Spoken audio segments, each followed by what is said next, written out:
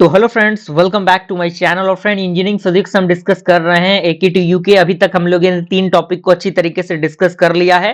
3 topic को हमने discuss किया हुआ है, जिसमें कि अगर आपने सीरीज वाइज चीजों को देखा होगा तो आपने सही तरीके से चीजों को देखा होगा। और चूंकि जो चीजें हैं वो सीरीज में ही देखेंगे तो आपके लिए ज्यादा फायदेमंद रहेंगी, क्योंकि सीक्वेंस में सारी चीजें आ रही हैं। आज हम डिस्कस करने वाले हैं चौथे टॉपिक को। यूनिट नंबर 1 का 4th टॉपिक आपके सामने है, जो कि आपका है de Broglie concept of wave matter waves. ठीक है, यानी डी ब्रोगली कंसेप्ट क्या है मेटर वेव्स का, तो आप ये इसको डिस्कस करते हैं।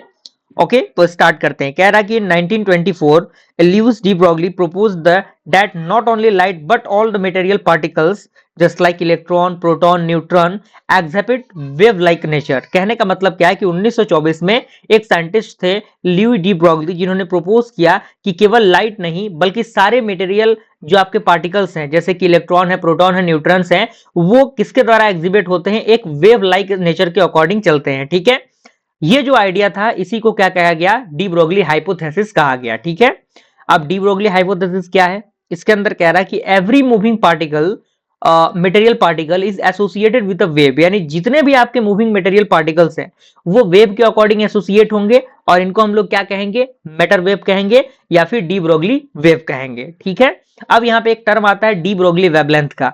तो जो वेवलेंथ है जो एसोसिएट होते हैं with moving particles is given by lambda is equal to H upon P. ठीक है, जहां पे लेमडा आपका क्या है, वेवलेंथ है, एच आपका प्लांक कांस्टेंट है, पी आपका मोमेंटम है। चूंकि आपको पता होगा पी का फॉर्मूला होता है एम इंटू वी, यानी मास इंटू वेलोसिटी। ठीक है, अब यहाँ पे एक फॉर्मूला क्या बन जाएगा, lambda is equal to H upon M B. ये भी आपका क्या हो जाएगा, एक फॉर्मूला बन जाएगा।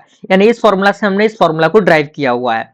अब यहाँ पे एक और फॉर्मूला है, for an electron accelerate through the potential V. मान लीजिए जब कोई भी इलेक्ट्रॉन पोटेंशियल वी के साथ क्या करे, एक्सेलरेट करे, तो लेमडा का फॉर्मूला क्या बनेगा, lambda is equal to H upon under root of 2 MeV, जहां पे Me क्या है, मास ऑफ इलेक्ट्रॉन है। ठीक है, और ये काफी बेहतर फॉर्म है, क्योंकि बहुत ही इंपॉर्टेंट फॉर्मूला है, ये न्यूमेरिकल क्वेश्चन सॉल्व करने में मदद करता है।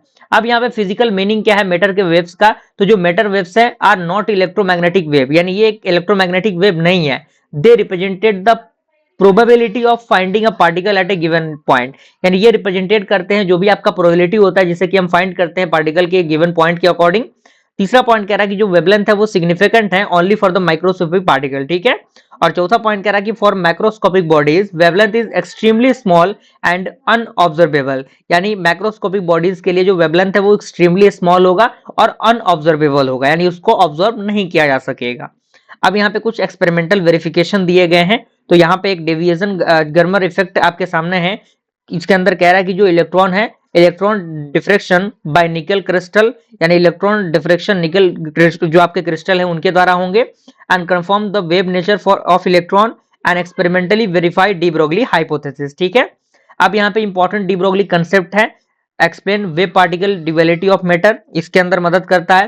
फाउंडेशन ऑफ क्वांटम मैकेनिक्स, ये मदद करता है एक्सप्लेन करने के लिए एटॉमिक स्ट्रक्चर को, and bases of electron microscopic. Okay, अगर हम लिमिटेशन की बात करें तो matter waves can not be detected directly, यानी इसको डायरेक्टली डिटेक्ट नहीं किया जा सकता। Concept does not explain nature of wave mathematically, यानी जो कंसेप्ट है वो एक्सप्लेन नहीं करता नेचर के वेव को मैथमेटिकली, और जो क्लासिकल मैकेनिक्स हैं उनको हम डिस्क्राइब नहीं कर सकते मैटर के वेव के अकॉर्डिंग। ठीक है, तो इस तरीके से हमने क्या किया, चौथा टॉपिक हमारा जो था D Broglie concept of wave matters, उसको भी हमने अच्छी तरीके से डिस्कस कर लिया। मिलते हैं फ्रेंड्स अगले वीडियो में, तब तक के लिए थैंक यू।